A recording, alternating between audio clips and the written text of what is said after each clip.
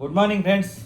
ఇంతకాలానికి ఒక మంచి కామెంట్ చేశారు. అంటే చాలామంది మంచిగా పెడుతుంటారు, కానీ మా బయట ఫుడ్ గురించి చాలామంది పెడతారు మంచిగానే, కానీ ఒకళ్ళ మటుకు కామెంట్ చాలా పెద్దదిగా పెట్టారు, కామెంట్ స్పష్టతగా పెట్టారు. ఇంతకుముందు చాలామంది కూడా వీళ్ళందరూ కూడా మంచిగానే కామెంట్ పెట్టారు. మీకు ఫుడ్ అన్ని సమయాలు ఇంట్లో తినలేరు, బయట తినండి అని. అలా పెట్టేవాళ్ళు కొద్దిమంది ఉంటారు, అరుదుగా చాలామంది పెట్టారు. ఇంట్లో చాలా మంది తమ్ముడు ఇంట్లో చేసుకున్నప్పుడు బయట తెచ్చుకోవచ్చు అని చాలామంది చెప్పారు, ఆడవాళ్ళ పరిస్థితి అర్థం చేసుకొని. కానీ చాలామంది మనం బయట నుంచి ఫుడ్ తెచ్చుకుంటే, బయట హోటల్ నుంచి ఇడ్లీ తెచ్చుకున్నా, దోశ తెచ్చుకున్నా, పూరి తెచ్చుకున్నా, బయట ఫుడ్ మంచిది కాదు, బయట ఫుడ్ మంచిది కాదు అంటారు. బయట ఫుడ్ మంచిది కాదు, కానీ ఇక్కడ పరిస్థితి ఏంటంటే ఇంట్లో చేసుకోలేనప్పుడు బయట ఫుడ్ తెచ్చుకోవాలి. ఆడవాళ్ళకి ఆదివారం సెలవు ఇవ్వాలన్నట్టుగా అది అర్థం చేసుకున్న వాళ్ళు కొద్దిమంది ఉంటారు. ఈరోజు అలాగే ఇంతకుముందు మమ్మల్ని అర్థం చేసుకున్న వాళ్ళలాగానే ఒకరు కామెంట్ అయితే పెట్టారు. ఇప్పుడు బయట ఫుడ్ తెచ్చుకుంటే ఒక పూట మహా అయితే కొంచెం ఇబ్బంది అయితే మనకి, అది కూడా ఇబ్బంది ఏం కాదు, ఎన్నెన్నో తింటా ఉంటాం. బాగలేని మనిషి చేత చేయించుకుని తింటే ఆ మనిషి అనారోగ్యం పాలైతే ఇంకెంత నష్టం. అది అంటే మనం ఇక్కడ నష్టం చూసుకోవాలి, పెద్ద నష్టమా చిన్న నష్టమా చూసుకోవాలి. ఇప్పుడు వాళ్ళు ఏమైనా కామెంట్ పెట్టారంటే, అమ్మ సమ్ టైమ్స్ అవుట్ సైడ్ తెచ్చుకుంటే వెరైటీగా ఉంటుంది. పెద్దగా చెప్పు. అమ్మ సమ్ టైమ్స్ అవుట్ సైడ్ తెచ్చుకుంటే వెరైటీగా ఉంటుంది. సమ్మర్ లో అమ్మని అంత ట్రబుల్ చేయకండి please. Weekly 1 day full rest ఇవ్వండి. మమ్మీ గారు ఎక్కువసేపు కిచెన్ లో నిలబడుతున్నారు. ఈ ఏజ్ లో దట్స్ నాట్ గుడ్. ఏజ్ అంటే చిన్న వయసే, కాకపోతే 46 1980 పుట్టింది. 46 జరుగుతుంది కదా. This will damage knees please. ఒక పెద్ద స్టూల్ చేయించండి with cushion, so it can be used in kitchen. Please respect housewives. Please do not burden them with lots of demands for variety food. Please close kitchen 1 day fully and eat only with outside food that day. Mummy గారు can take full rest that day. Thank you మమ్మల్ని అర్థం చేసుకోండి. అక్కడ ఏం చెప్పారంటే, ఒక రోజు kitchen door మొత్తం మూసేయండి. ఒక రోజు కిచెన్ డోర్. మేము ఆదివారం అదే పని చేస్తున్నాం, దానికి మమ్మల్ని చాలా కామెంట్లు పెట్టి తిడతా ఉన్నారు. బయట ఫుడ్ తింటారు, ఎప్పుడు హోటల్ ఫుడ్ తింటారని ఎంటాడుతున్నారు. కానీ ఇలా మమ్మల్ని అర్థం చేసుకునే వాళ్ళు కొద్దిమంది ఉన్నారనమాట. ఆడవాళ్ళని అర్థం చేసుకోవడం అనేది గొప్ప విషయం. నేను అదే ప్రయత్నం చేస్తున్నా. కానీ మీరేం చేస్తున్నారు, చాలామంది కామెంట్లు బయట ఫుడ్ తినకూడదు. అసలు మీరు చెప్పండి, బయట ఫుడ్ తినకుండా ప్లాస్టిక్ బాటిల్స్ వాడకుండా ఎంతవరకు సాధ్యం ఎప్పటి నుంచి అంటున్నారు. అవి అసలు ముందు ఆపేయాలి. మన పెరిగిన జనాభాకి, పెరిగిన అవసరాలకి బయట ఫుడ్ తినకుండా జరగదు. ఉద్యోగం చేసుకునే వాళ్ళు కానీ, ఇప్పుడు ఆడవాళ్ళు ఉద్యోగం చేస్తారు, వాళ్ళ ఇంట్లో ఫుడ్ చేసుకుంటే అటు కుదిరిద్ది. ఎప్పుడు జర్నీలు చేస్తుంటారు, ట్రైన్ జర్నీలు, వాళ్ళు ట్రైన్లో ఫుడ్ తినాలా? ఎప్పుడు బొజ్జు జర్నీలు చేస్తుంటారు, వాళ్ళు తప్పదు. ఇప్పుడు మా అబ్బాయి జాబ్ చేస్తాడు, మా అబ్బాయి వండుకొని తినాడు, కుదిరిద్దా? అందువల్ల ఏంటంటే ఇంట్లో ఆడవాళ్ళకి బాగలేనప్పుడు అదేమంటే మళ్ళీ మీరు చేయొచ్చు కదంటారు. అందరికి చేత కావాలి కదా, వంట చేస్తే అవదు, ఆమె తినాలి కదా. ఇప్పుడు మేము చేస్తే మా ఆవిడ తిందు. నిన్న మా అమ్మాయి మజ్జిగ చారు పెడితే అప్పటికి ఇంకా తప్పనిసరి పరిస్థితి తింది. నేనేమంటానంటే ఇలా అర్థం చేసుకోండి. ఎందుకంటే బయట ఫుడ్ తెచ్చుకొని తింటాం మాకేం ఆనందం కాదు. ఆమె ఆరోగ్యం సరిగా లేని కారణంగా బయట ఫుడ్ తెచ్చుకుంటున్నాం. పొరాటా అన్నారు, పొరాటా క్లోజ్ చేసాం. చికెన్లు మటన్లు అన్నారు, అవి క్లోజ్ చేసాం. ఇంకా మన మంచి కోసమే చెప్తున్నారే అని అనుకుంటాం. చాలామంది మంచి కోసంతో చెప్పేవాళ్ళు ఇలా ఉంటుంది, మంచిగా చెప్పేవాళ్ళు. అంటే వీళ్ళు ఏం చెప్పారంటే వారంలో ఒక్కరోజు పూర్తిగా సెలవు ఇవ్వండి ఆడవాళ్ళకే నేను చెప్పారు. ఇది మంచి కామెంట్. కానీ వారంలో ఒక రోజు కన్నా కానీ రోజు 3 పూటలు ఇంట్లో చేసుకోకుండా ఒక్క పూట బయట తెచ్చుకోవాలి. ఒక పూట ఉదయం పూట మార్నింగ్ చేసుకుంటే ఎండకి చెమట పెట్టిపోయింది అనమాట. మధ్యాహ్నం భోజనం అంటే మన బయట ఫుడ్ పెద్దగా ఇష్టం కదా. అలా బిర్యానీలు తప్పించి మామూలు భోజనం ఇష్టం కాదు. హోటల్ భోజనం జనరల్గా తినలేం, ఎందుకంటే అన్ని రకాల కూరలు వేస్తారు, వాటిలో ఏ ఉంటాయి మనకు అరుగుదల కాదు. బిర్యానీలే తినొచ్చు. బిర్యానీలు తింటే ఏమంటారంటే మీరు ఎప్పుడు బిర్యానీలు తింటున్నారు, ఎఫెక్ట్ అది అంటున్నారు. పోనీ ఈ మధ్య మేము మానుకుంటే ఏమంటారంటే మీరు మానుకుంటే ప్రోటీన్ ఉండదు మీకని మళ్ళీ అంటున్నారు. అంటే ఈ భిన్న వాదనలు అంటే ఒక్కొక్కరు ఒక్కొక్క విధంగా చెప్తుంటారు, మనల్ని కన్ఫ్యూజ్ చేస్తారు. టోటల్గా కన్ఫ్యూజ్ అయిపోతాం మనం. అయ్యా ఒక మాట విను, వాళ్ళ మీద నువ్వేం నెపం పెట్టకుండా మనకు నచ్చినట్టు మనం బతకాలి. మనకు మంచి చెడు తెలియవా, వాళ్ళు చెప్పిన విని వదిలేయాలి. అందుకని నేను ఏమంటానంటే, నేను ఎవరి మీద నెపం వేయటంలా, కామెంట్లనే ఇలా వస్తుంటాయి. కామెంట్లు పెట్టేవాళ్ళు తప్పండం పెట్టండి అభిప్రాయం వాళ్ళు, కానీ బలవంతంగా రుద్దకూడదు మన అభిప్రాయం. అది అభిప్రాయాన్ని బలవంతంగా రుద్దకూడదు. ఒకళ్ళకి అదే పనిగా పెడుతుంటారు. వాళ్ళకి ఇంకా మీరు వాటర్ క్యాన్ బయట తెచ్చుకుని వాటర్ బిగించుకొని ప్రెజర్ చేస్తుంటారు. ఇంకొకరు కొంతమంది ఏం చేస్తుంటారంటే మీరు బయట ఫుడ్ అసలు తినద్దు అంటారు. ఏదైనా మంచి చెడు కలయిక జీవితం. అంతా మంచిగా కూడా ఉండలేము, అంతా చెడుగా కూడా ఉండలేము. అన్నీ మనకే తెలుస్తుంటది. ఇంకోటి ఏంటంటే మన ఆయుష్కి మన ఆరోగ్యానికి సంబంధమే లేదు. అన్ని ఆరోగ్యంగా ఉన్నాడు, అన్ని డైట్ పాటించేవాడు, ఎక్సర్సైజ్ చేసేవాడు హార్ట్ అటాక్ తో ఈ నెక్స్ట్ మార్నింగ్ ఉండట్లా. ఏది తాగుబోతాడు, అన్ని వ్యసనాలు ఉన్నాడు, 80 సంవత్సరాలు 90 సంవత్సరాలు బతుకుతున్నాడు.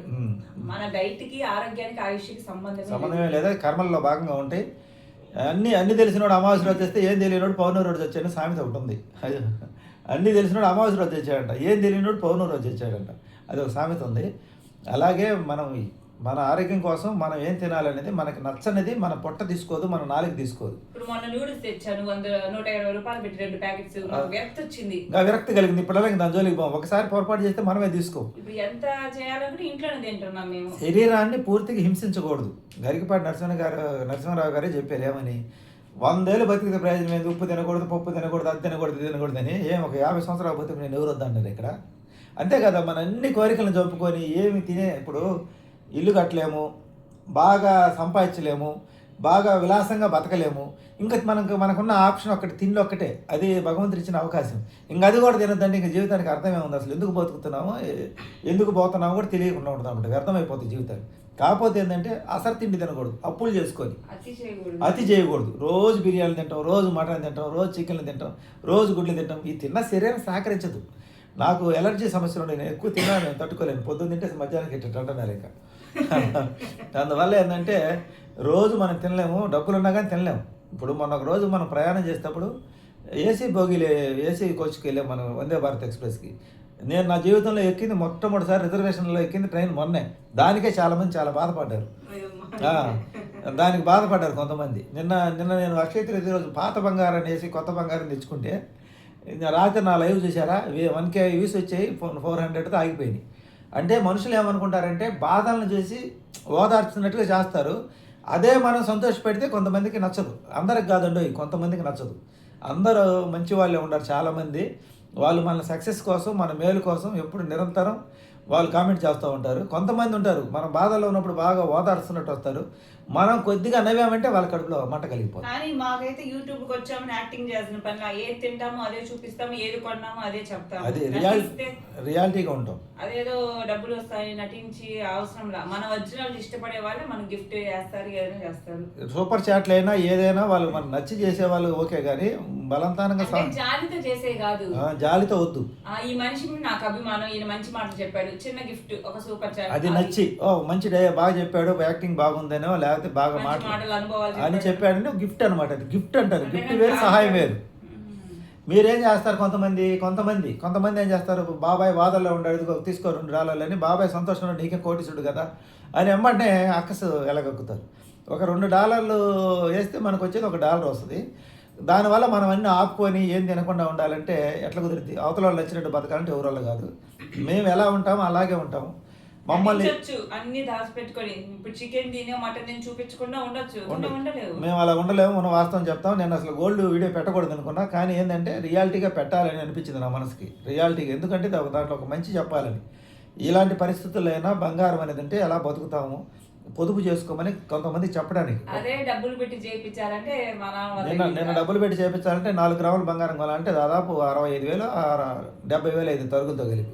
ఆ వస్తువులు ఎప్పటి నుంచి దాదాపు 15 సంవత్సరాలు చిన్న వస్తువులు ఇరిగిపోయినాయి, ఎప్పటికప్పుడు మార్చకుండా పక్కన పెట్టుకోబట్టి భవిష్యత్ అవసరాలకు ఉపయోగపడి నిన్నటికి ఇంకా దాచి చిన్న పనికిరాని ఉంటాయి చూసారా, అవి వేస్ట్, అవి టైట్ అయిపోయినాయి, ఇరిగిపోయినాయి, కమ్మలు అట్టటి ఉంటాయి. అవన్నీ వేసి కొత్త వస్తువు తెచ్చుకో. ఇలా జాగ్రత్త పడమని చెప్తాం పెద్దలుగా. ఈరోజు మేము ఇప్పుడు మాతో మాట్లాడే వాళ్ళు ఎవరు లేరండి వాస్తవంగా. యూట్యూబ్లోకి వచ్చి లైవ్లో మా సబ్స్క్రైబర్లు, మా ఫాలోవర్సు, మా మేలు కోరే వాళ్ళు తప్పనించి అంటే ఇంట కలిసి రచ్చగల మరి ఇంట ఓడిపోయి ఊర్లో ఓడిపోయి ఊరు బయటకు గెలిచా నేను. కానీ కొంతమంది సబ్స్క్రైబర్స్ ఉన్నారు, వాళ్ళు మేము సంతోషపడితే ఇంకా సంతోషపడే మా సబ్స్క్రైబర్స్ మేము సంతోషపడితే వాళ్ళు ఇంకా సంతోషపడతారు. మా బాధల్లో వచ్చి ఓదార్చుతున్నట్టు వచ్చిన వాళ్ళు మేము సంతోషపడితే వాళ్ళు వెళ్ళిపోతున్నారు. సరే వెళ్తే ఇబ్బంది లేదు, పోయింది పొట్టు ఉన్నది గట్టి, తూర్పాలు ఎత్తితే గట్టి గింజే కదా మనకు, అది తాళంతా పంపించేద్దాము. అందుకే మేము గోల్డ్ వీడియో పెడితే చాలామందికి అసూయ కలిగి వెళ్ళిపోతారని తెలుసు నాకు. తిరుమల ట్రైన్కి పోయేది ఆ వీడియో పెట్టి రూమ్ వీడియో పెట్టినా కూడా పోయినసారి కూడా కొంతమందికి పోయినసారి ఏసీ రూమ్ తీసుకునేందుకు ఫీల్ అయ్యారు, ఈసారి చిన్న రూమ్ తీసుకునే ఫీల్ అయ్యారు. వందే భారత్ ట్రైన్లో పోయినందుకు కూడా ఫీల్ అయ్యారు. ఒక 3-4 ఉంటారు, ఎక్కువ మంది ఉండరు. కానీ ఎక్కువ మంది సంతోషపడి మమ్మల్ని సపోర్ట్ చేసే వాళ్ళు ఉంటారు. 100కి 90% మమ్మల్ని సపోర్ట్ చేస్తారు. ఒక 10%, ఆ 10% కోసం వచ్చి మనం 90%ని బాధ పెట్టలేము, బాధ పెట్టకూడదు. మేము నటించడం లేదు, ఒరిజినాలిటీ. ఎందుకంటే ఇలాంటి కష్టాల్లో కూడా వీళ్ళు ఇలా ఉంటున్నారంటే ఎలా ఉంటున్నారు, భవిష్యత్తులో ముందు రోజుల్లో ఎంత బాగా వీళ్ళు జీవితాన్ని కొనసాగించి ఎంత కొన్నింటి సర్దుకొని ఓర్చుకోబట్టే ఈరోజు వీళ్ళు ఇలా ఉండాలనే దానికి ఈ వీడియో. మీరు అన్నట్టుగా ఇల్లు కట్టాలంటే నేను 2005లోనే ఇల్లు కట్టేవాడిని. నేను 2005లో ఇల్లు కడితే మా పిల్లల చదువులు ఉండేవి కాదు. కానీ 2015 కల్లా ఇల్లు అమ్ముకునేవాడిని. ఇల్లు పోయేది, పిల్లల భవిష్యత్తు పోయేది. నేను ఇంటిని అనేది త్యాగం చేసుకోబట్టి, అంటే నా సంపాదన డైరీ రాసుకొని, నాకు వచ్చే సంపాదన మా అమ్మ ఇచ్చేది అంతా క్యాలిక్యులేట్ చేసుకున్నా కానీ ఇంటికి ఎలాంటి పరిస్థితుల్లో ఇంటికి అప్పు చేసినా, ఇల్లు కట్టినా మా కుటుంబం జరగదు. మళ్ళీ ఇల్లు తీసుకుపోయి తాకట్టు పెట్టాలి. ఎలాగంటే ఇప్పుడు మనం బంగారం చేపిస్తామండి. ఒక 10 సవర్లు బంగారం చేయించాం, ఒక 100 గ్రాముల బంగారం. అది కొట్టుకు తీసుకుపోతే చేపించేటప్పుడు 100 గ్రాముల వరకు 100 గ్రాములకి 10 గ్రాములు తరిగేస్తారు పైన. మేకింగ్ ఛార్జెస్ అని, జిఎస్టీ అని అయ్యనే 1.3 13% పడుతుంది అనమాట. 13% పెట్టి జిఎస్టీ అయ్యని అని మళ్ళీ మనం తరుగు తీసేటప్పుడు మళ్ళీ వాళ్ళు 13% ప్లస్ ఈ పాత దాంట్లో ఒక 5 అంటే 18% పోయిద్ది. అంటే పాత దాంట్లో తరుగు తీస్తారు, మళ్ళీ ఈ ఛార్జెస్ అన్ని దాంట్లో కూడా తీసేస్తారు. అంటే నీకు 100 రూపాయలు వస్తువా, అది 70 రూపాయలకి వస్తుంది. అయినప్పటికీ ఇల్లు కూడా అంతే. నువ్వు కట్టిన తర్వాత ఇంటి వాల్యుయేషన్ వేస్తారు, కానీ అమ్మబోయేరికి ఇల్లు వాస్తారు లేదు, అది లేదు, ఇది లేదు, స్థలం వాల్యుయేషన్ వేస్తారు, ఇంటికి వాల్యుయేషన్ వేయరు. ఈ బంగారపు ఆభరణం కింద చేయించుకున్న వస్తువుకి ఎలా తరుగు వస్తుందో, మనం కొనుక్కున్న స్థలంలో ఇల్లు కడితే నీకు నచ్చినట్టు నువ్వు కట్టిన ఇల్లు అమ్మాలంటే అది అందరికి నచ్చదు. ఆ నచ్చినప్పుడు వాళ్ళు ఏం చేస్తారు, స్థలం వాల్యుయేషన్ వేస్తారు, ఇంటి కట్టుబడి సుఖమే వేస్తారు వాల్యుయేషన్. ఎందుకంటే రిజిస్ట్రేషన్ ఫీజులు అవి అని చాలా అవుతాయి. అందువల్ల ఇల్లు అనేది తొందరపడి కట్టకూడదు. ఇల్లు అనేది పెళ్ళి అనేది ఆలోచన చేసి చేయాలి. దీంట్లో ఎంత తొందరపడితే అంత ఇబ్బంది అనమాట. నేను ఇంటిని దాన్ని త్యాగం చేసుకోబట్టే ఇన్ని దెబ్బలు తగిలినా కానీ ఇలాంటి పరిస్థితుల్లో కూడా మేము 3 పూట్ల తిండి తినగలుగుతున్నాం. ముందు చూపు ఉండమని యువతకు చెప్తాను. ఇప్పుడు యువత ఏంటంటే ఉద్యోగాలు చేస్తారు, విచ్చలవిడిగా ఖర్చు చేస్తారు. అదేమంటే జల్సా ఎంజాయ్ అంటారు. ఎంజాయ్ చేయండి. మీరు ఈరోజు 10,000 ఖర్చు పెట్టేటప్పుడు 10,000లో ఎంజాయ్మెంట్ తగ్గించుకొని వారంలో మీరు నెలలో 5 సార్లు ఎంజాయ్ చేయాలనుకుంటే 5 సార్లు ఒక్కటి మిస్ చేసుకోండి. ఒక ప్రోగ్రాం క్యాన్సిల్ చేసుకొని ఆ ఒక ప్రోగ్రాం డబ్బులు దాచిపెట్టండి. అంటే మీరు 4 సార్లు చేయండి. నెలలో 4 ఆదివారాలు ఉంటాయి కదా, 4 ఆదివారాలు ఒక్క ఆదివారం మిస్ చేయండి. ఒక్క ఆదివారం ఖర్చు సేవ్ చేయండి. ఆ డబ్బు ఇలా పెట్టుబడి పెట్టుకోండి. దాంట్లో గోల్డ్లో పెట్టుకుంటారా, లేకపోతే ఫిక్స్డ్ డిపాజిట్ చేసుకుంటారా, లేకపోతే ఎల్ఐసీలు కట్టుకుంటారా, దీర్ఘకాలిక పెట్టుబడులు 20 సంవత్సరాలు అలా పెట్టుబడుకుంటే ఒక 25 సంవత్సరాలకు మనం దారి వేసుకుంటే మీరు 25 సంవత్సరాలు ఇవ్వకూడదు. మీరు 25 సంవత్సరాలు సరిపడి పెట్టుబడి పెట్టుకుంటే మీరు వ్యర్థంగా చేసే ఖర్చు 4 ఆదివారాల్లో ఒక్క ఆదివారం సైలెంట్గా ఇంట్లో ఉండండి. ఆ ఒక్క ఆదివారం మిగిలిచింది మీరు సంవత్సరానికి ఎన్ని ఆదివారాలు మిగులుతారో చూసుకోండి. 12 ఆదివారాలు మిగులుతారు. 12 ఆదివారాలు మీరు ఆదివారం 5,000 ఖర్చు చేస్తారు. మీరు 12 ఆదివారాలు 60,000 ఒక ఎల్ఐసి పాలసీ కట్టినా, లేకపోతే 60,000 మిగిలించుకొని ఒక ఆర్డీ బ్యాంకులో నెల 5,000 ఎక్కడ ఆర్డీ కట్టినా, ఒక సంవత్సరానికి వచ్చేసి మీకు ఎన్ని గ్రాములు బంగారం వస్తుంది? 60,000కి 4 గ్రాములు బంగారం వస్తుంది. మీకు ఏం అర్థం కాకపోతే ఆ బంగారం కొనిపెట్టి చేయించుకొని చేతులు పెట్టుకోండి, మెడలో చైన్లు కింద తెచ్చుకోండి, లేకపోతే బ్రాస్లెట్ చేయించుకోండి. అప్పుడు మీకు గౌరవం వస్తుంది సమాజంలో. ఏదైనా అవసరమైతే తప్పని ఇది ఉపయోగపడుతుంది. ఇంకా చేర్చి పెట్టుకోండి. లేకపోతే అది కూడా కాకపోతే బంగారం అది రోకలు కొనిపెట్టుకోండి. 1 గ్రామ్ అవి కొనిపెట్టుకున్నా మనకు ఏదో రోజు అవసరమైనప్పుడు అది ఇచ్చి మనం చేర్చుకోవచ్చు. ఇది ఇలా ఉపయోగపడుతుంది. బంగారం అనేది అవసరానికి ఆపదకు అవసరంగా వస్తుంది, మనకు అలంకారం కింద పనిచేస్తే ఇలా ఉంటుంది. ఇది బంగారం వద్దు, మనకు అంత స్థాయి కాదు.